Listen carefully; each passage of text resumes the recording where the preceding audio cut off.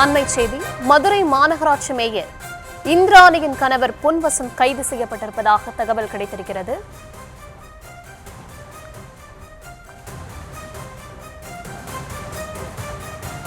விவரங்களுடன் இணைக்கிறார் செய்தியாளர் நவநீத கிருஷ்ணன். விவரங்களை வழங்கலாம்.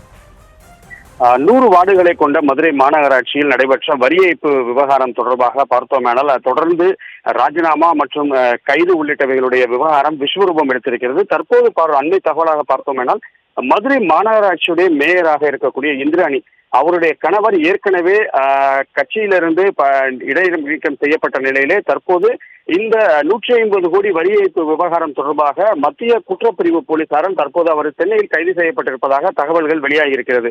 குறிப்பாக பார்த்தோமேனால் முன்னதாக ஓய்வு பெற்ற உதவி ஆணையாளர் ரெங்கராஜன் தலைமையில் பார்த்தோமேனால் சொத்து வரி விதிப்பு குழும தலைவர் விஜயலட்சுமியின் கணவர் கண்ணன் உட்பட 12 பேர் கைது செய்யப்பட்டு 19 ஊழியர்கள் இடைநீக்கம் செய்யப்பட்டிருந்தனர். இந்த நிலையில் பிற்பகல் வேளையில் பார்த்தோமேனால் தூத்துக்குடியில் இருக்கக்கூடிய சுரேஷ் என்பவரும் ஏற்கனவே இவர் மதுரையில் பணியாற்றி வந்த நிலையிலே தற்போது தூத்துக்குடியில் உதவி ஆணையாளராக பணியாற்றி வந்த நிலையில் சொத்து வரி முறைகேடு தொடர்பாக அவர் கைது செய்யப்பட்ட நிலையிலே தற்போது மதுரை மேயருடைய கணவர் பொன்வசந்த் தற்போது கைது செய்யப்பட்டதாக தகவல் வெளியாகி இருக்கிறது. பரபரப்பை ஏற்படுத்தியிருக்கிறது. குறிப்பாக ஏற்கனவே நான் சொன்னது போல 12 நபர்கள் கைது செய்யப்பட்ட நிலையிலே 19 ஊழியர்கள் இடைநீக்கம் செய்யப்பட்டதை தொடர்ந்து 5 மண்டல குழு தலைவர்கள் மற்றும் 2 நிலைக்குழு தலைவர்கள் தங்களுடைய பதவிகளை ராஜினாமா செய்ததை தொடர்ந்து மதுரை மாநகராட்சியில் இருக்கக்கூடிய அந்த 150 கோடி ரூபாய் வரி வசூல் விவகாரமானது விஸ்வரூபம் எடுத்திருப்பது குறிப்பிடத்தக்கது.